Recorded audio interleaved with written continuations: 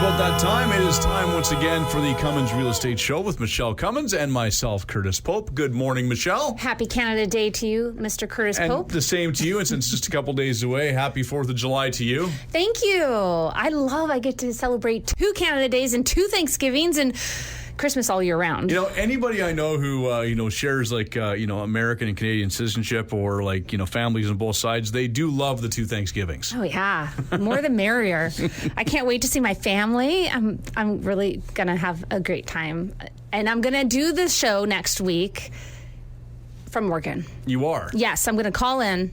I'll videotape it, of course, for our YouTube. You're gonna? Yes. Is your family going to join you on the show? Well, maybe, yeah. I'll have all of them. Oh, we won't get anywhere on that show. All of them, that becomes an orchestra or something. I don't know, the Hartoonians, like the Kardashians. Watch out! It'll be some show next week. Actually, next week we're also going to be doing our stat show for June, and so that'll be very, very intriguing. So we love our stat show. So how was your trip? It was great. I have not seen you since you come back. No, it was fantastic. We went up to Penticton for a few days, and funny enough, we were up there just because we're nosy. We'd walk or drive by and see a place for sale. I wonder how much that is, and we'd look it up and stuff like that. We have no plans to move to Penticton anytime soon, but we were still being nosy with some of the beachfront properties and stuff. I got a great realtor there if you need a good referral. You have realtors everywhere. When I said Belize a couple weeks ago, you said you have a realtor there. It's true. I've got connections. You do. So today we're going to speak about, it's Canada Day weekend. So, we figure why not talk about the Canadian real estate market? It makes sense. Mm-hmm. And talk about wineries, though. You know what the newest trend is? And I just read this yesterday, a whole report about it. Well, in trend in wine or trend in wineries? Trend in wineries. In wineries. To not let Michele Cummins in because he drinks all the wine? I share. Okay, as long as you share. No, it's like the newest investment. It's like the newest thing that families and people are doing is buying wine, and new communities are popping up. It makes sense because there's an awful lot of wineries, and there are always new ones popping. What do we have, 5 or 6 of them in Abbotsford now? Yeah, exactly. We got the Sun Strip that goes from White Rock all the way to, the Palm Springs of Canada, is the whole area. But where you're from, you said there was a new winery you went to that's family owned and operated? Yeah, we went to this place we went to Naramata, and there was this place there called Moco Joe, and Diane was one of the owners, and she did our tasting with us. And it's up kind of on the hill, and you have a beautiful view of Lake Okanagan, and their wine was amazing, and just their whole story. They bought it maybe 10 years ago, and they were really cool. 10 years ago. I love family owned and operated places. It's so wonderful. And actually, that reminds me later, when we talk about the new listings coming up, I wanted to mention, since we're talking about wineries, I have this really, really unique opportunity in this up and coming community that's overlooking a winery. It's beautiful. It's in Oliver, only less than a few hours from the Fraser Valley. It is a brand new pre-construction, actually. It's being built right now, and you can still choose color and everything. That's coming on the market next week. You can either purchase the house, the view home, brand new for $1.1 million, or fractional purchase, 5 fractional ownerships. One is $250,000. So you, your friends, colleagues, those that you get along with. So that's none. You can purchase just the fractional share and have it as a vacation rental. There's a suite in it. And you know what the rental is per day during high season there? Oh, a lot. $1,100 a day. Where do you think we go for we go to Oliver every summer is where we go to the cottages. And I don't know what we pay for it because, the father-in-law pays. Because I don't think if I was paying, I'd be able to go there. You have a good father-in-law. I do. He's got money. Well, let him know about this fractional ownership or buy the whole thing. And it's coming up next week on the market. All right. I'll tell him he has to listen next week. Yes.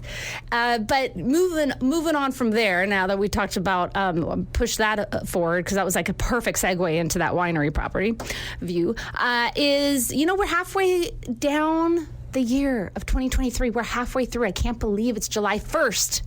Yeah, and it also means it's your birthday month. Yeah. Yay.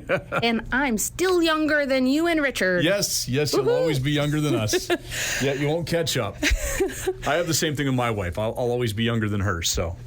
And you want to keep it that way. Yes. No, so the trends of the real estate market, now that we're halfway through 2023, so we're going to talk about that. So the continued population growth, that's been happening.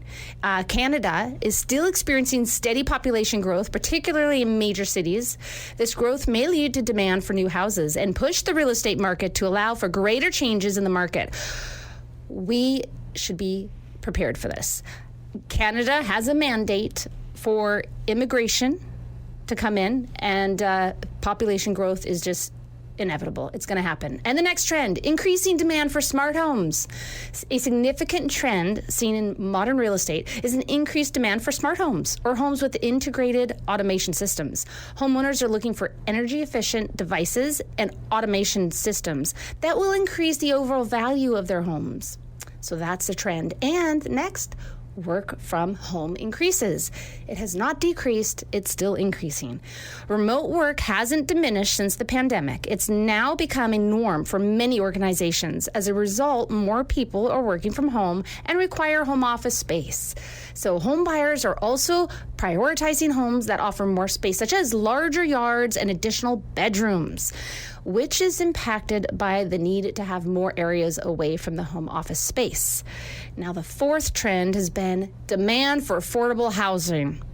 Yes, that's still with us today, and I think it'll be with us for a while. The cost of homes in Canada remains very high. Municipalities need to administer effective policies and programs to provide affordable housing assistance to more homebuyers.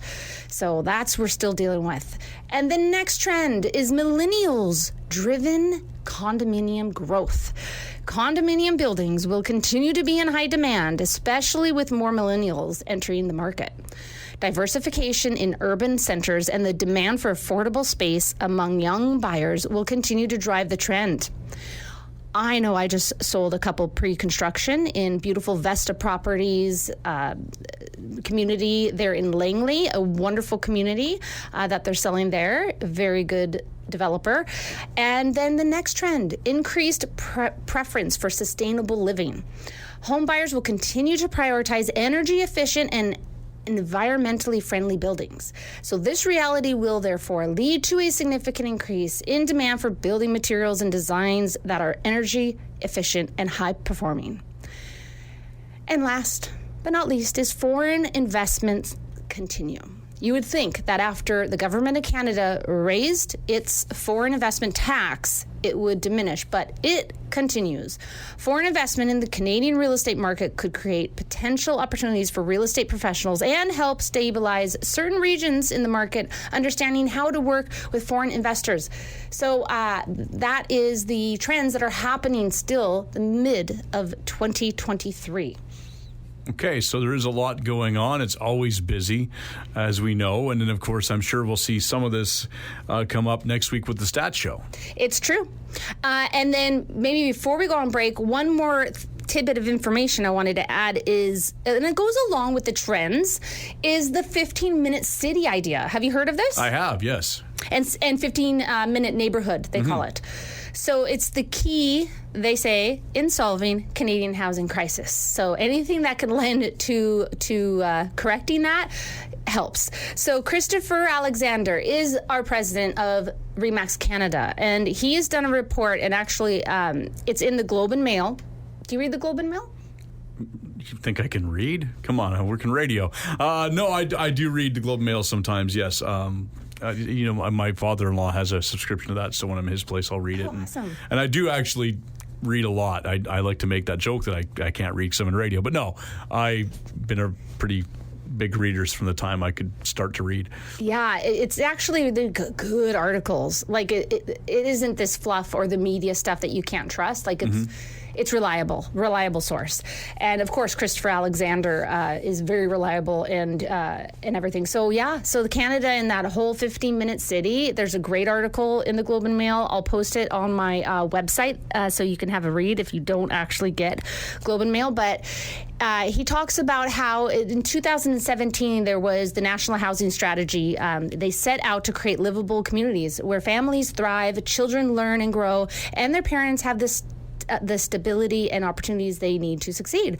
But now that we have surpassed the halfway point of that 10-year, $55 billion strategy that they had, how much headway have we actually made toward making this promise a reality? And that's the basis of the article.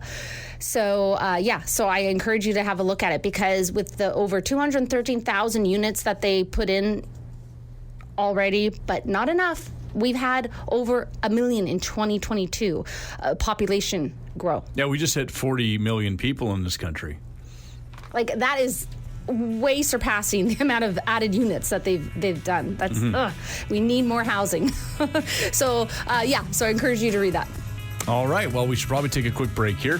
If people want more information about what you do as a realtor and maybe see your listings and things like that, where can they go? MichelleCummins.ca. We're back with more right after this.